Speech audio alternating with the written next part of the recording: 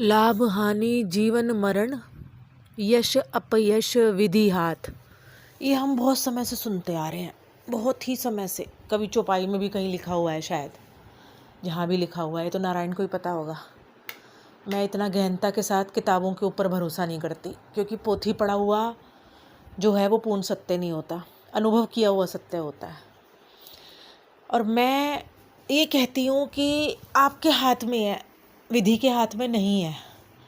क्योंकि ऋषि भी सदैव ये कहते आए हैं, आपके हाथ में है सब कुछ। आपका निर्माण, आपका विध्वंस, आपका सृजन और आपकी उन्नति। जो साधक हैं, जो साधना करने वाले हैं, वो विपरीत समय को अपने अनुकूल पक्ष में बहा सकते हैं।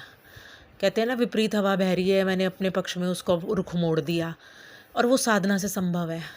वो ट्रिक्स से, वो मैनिपुलेशन से और वो ये डिप्लोमेसी से संभव नहीं है। वो केवल साधना से संभव है। लोग तो अपनी एनर्जी वैसे ही इन चीज़ों में वेस्ट करते हैं। महाराज दशरथ को दुख लगा कि कैकेयी ने इतना बड़ा विश्वासघात करा और अपने सुपुत्र को मुझे वनवास के लिए बोलना पड़ा। तो वशिष्ठ से उन्होंने कहा कि मैं क्या करूं गुरुजी, बताओ।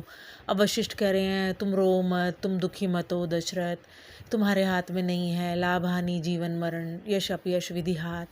तो वशिष्ठ को खुद ही नहीं पता तो वो दशरथ को कहाँ से बताएंगे। वो तो खुद ही दरबार में नौकरी करते हैं। जो खुद राजा के अधीन होकर कार्य कर रहा है, कुलगुरु है या जो भी है, वो तो खुद ही राजा के उसके ऊपर डिपेंड है, आर्थिक रूप से भी और हर प्रकार से। तो वो सलाह कहाँ से देगा? सलाह तो वो देगा ना जिसका स्वतंत्र साम्राज्य होगा। विश्वामित्र होते तो वो कुछ और बात कहते।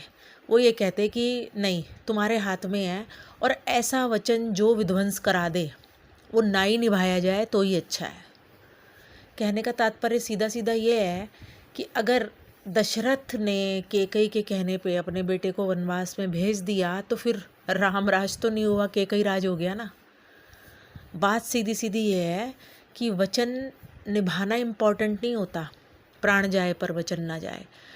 वचन देखें कि उसको कहीं निभाने में बहुत ज़्यादा अराजकता की स्थिति तो नहीं फैल जाएगी समाज में। ये एक अतीत की कहानी है रामायण, लेकिन ये सबक ये हमारे को सिखाती है कि जो भी हमारा किया हुआ है वो हमारे अपने हाथ में है, हमारे स्वतंत्र निर्णय है। विधि को तो हम यूं ही कोसते रहते हैं बैठे बैठे, क्योंकि ऋषियों ने कभी भी विधि का सहारा लेकर अपनी बातों को ढका नहीं। इसलिए जीवन में निर्णय लो, अपने दम पे लो और देखो कि इसका परिणाम क्या निकलने वाला है।